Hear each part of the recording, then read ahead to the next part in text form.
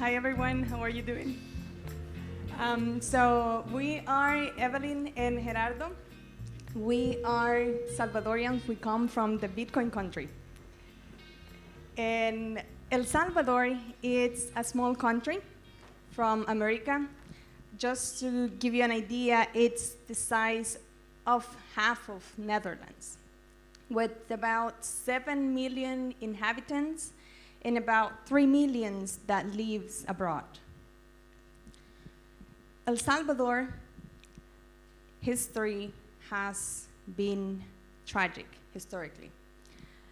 And I know that many of you have visited El Salvador already, and probably many of you have already heard about all the great things that are happening in El Salvador, which we feel really happy and proud about. But this has not always been like that.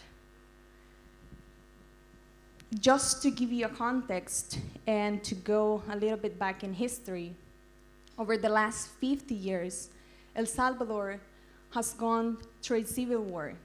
We have lived in an endless war with the gangs. We have had a lot of financial issues. We had earthquakes, among other natural events. And we know that it's El Salvador, it's known because their people, Salvadorians, we are really hard-working people. We wake up every day, and we have done it like this long time ago, and we wake up to make it work. But from my experience, my generation especially, we have been waking up, going to work, going to the streets, not knowing if we are going to go back to our house alive. We have been living, just waiting to be able to have a certain age to be able to leave the country, because we didn't have any hope. We had to go anywhere else to try to find a way to make a life. And to me, that it's sad. I don't think that that's fair for anybody to have to leave their country to be able to have a life. Now, what is true about all the things that are being said in the media about what's going on in El Salvador? What is true about what we see in the news? I can tell you what is true. What is true is that El Salvador, it's now the safest country in America. El Salvador is now one of the safest countries in the world. That's true, and I can tell you. We may argue or not be agree about the ways or the means that we're taking to accomplish this. But the truth is that we are now a safe country. We are really happy about that. We see a lot of entrepreneurs trying to open a business because they are not afraid anymore to start a business. But in the past, they were even taking down the billboards or the signs from their businesses. Now, there's hope. We can see people going out to the streets knowing that they are going to make it alive, back to their families at the end of the day. What is true, it's that we can see many technological companies coming to El Salvador now, bringing job opportunities. We see kids and families going into public areas that were taken before by the gangs. We can see now roads that are being built. We can see hope in people, kids having access to technology, to have a better education. And we feel really honored to be able to be living in this time. Another one of the greatest things that had happened to El Salvador is that in 2021, we adopted Bitcoin. So we became the first country in the world to adopt Bitcoin as a legal tender.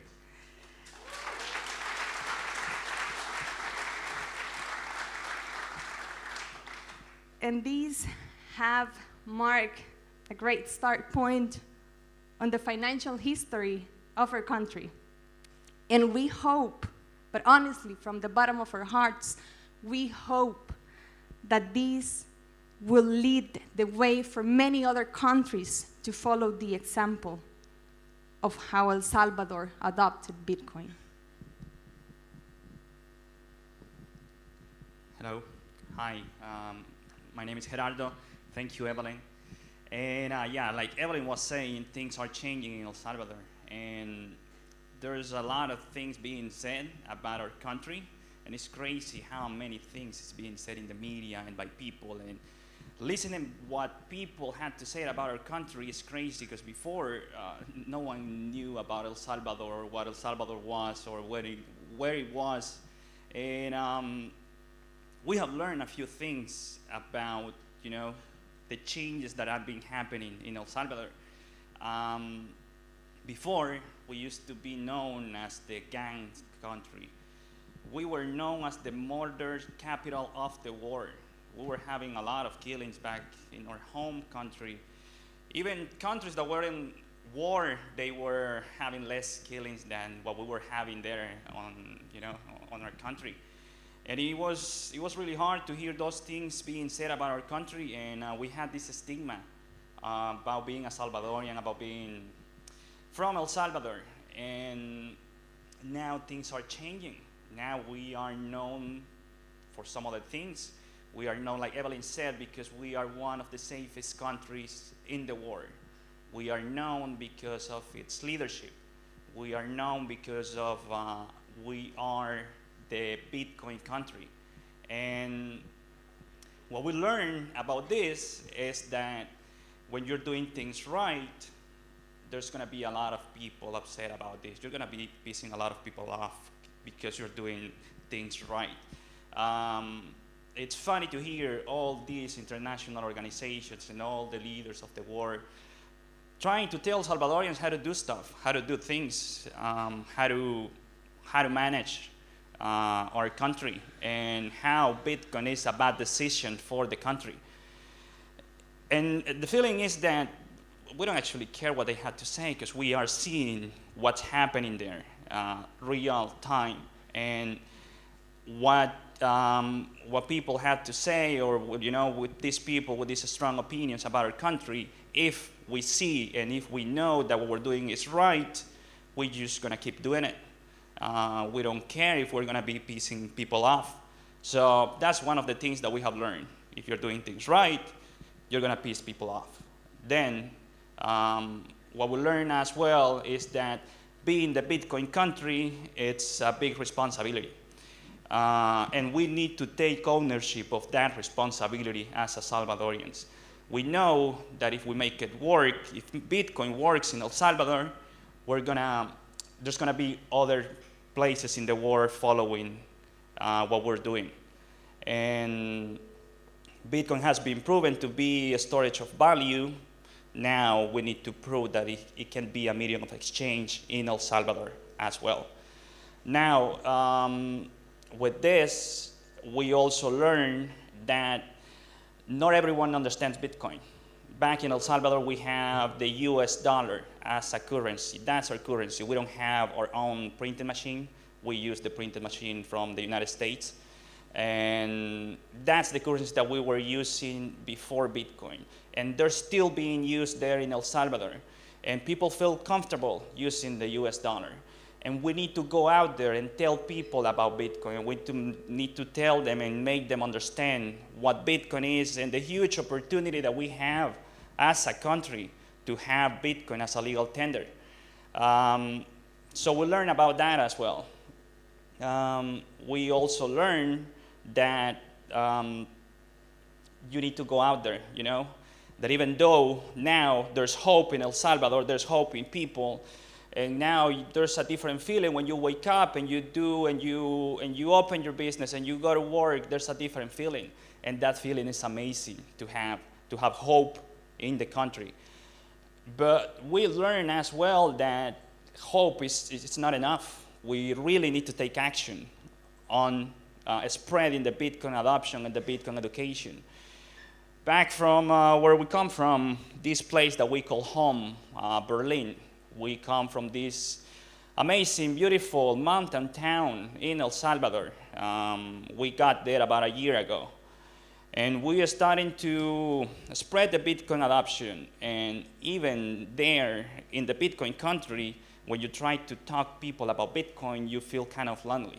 At the beginning, it was just Evelyn and I, wondering ourselves, why are we doing this? Is people really getting it? Will it really pay back? And what we learned is that if you keep doing crazy stuff, if you are doing, crazy things, that's going to attract some crazy people. And all of a sudden, that thing that you were doing before that was not making sense, now will start making sense. Now, there's a whole community of people working towards the Bitcoin adoption, the Bitcoin education, spreading the word there in Berlin.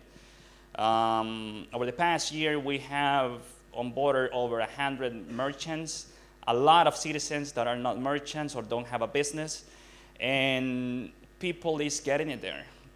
The reason why we went to Berlin is because we were seeing how people were not understanding what Bitcoin was, and we were like, we need to make an example out of one city. We need to make an example out of one town. Then the rest of the people, then the rest of the towns will see what's happening, what Bitcoin can do for a town, and they will follow. That's the strategy that we follow, and I'm pretty sure there's going to be different strategies. We know there's a lot of Bitcoin initiatives in El Salvador and around the world, and they are all doing amazing work on spreading the Bitcoin education. So we have learned about that as well. We have learned that hope is great, but hope is not enough. We need to take action. We need to go out there and spread the Bitcoin adoption. The fact that we're here and that we're making some noise and that we're making this conference and that there's things happening around the world, that means that we're doing things right. And again, if you're doing things right, you're going to piss people off, and that's fine. That's a sign that you're doing things right. That's a sign that we are in the right path. So the message we want to bring to you today is to take action.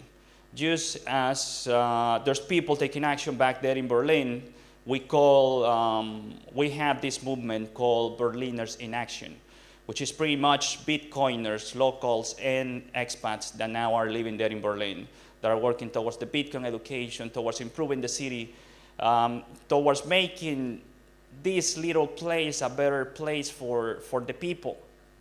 And I think it's working. I really believe that what we're doing there is working. We're really happy about everything that's happening there. So again, the message that we would like to bring to you today is to take action. Don't apologize, just like in El Salvador, no one is apologizing for the decisions we're taking. Don't ask for permission. We are not asking for permission. Let's just do it. Let's just make it happen.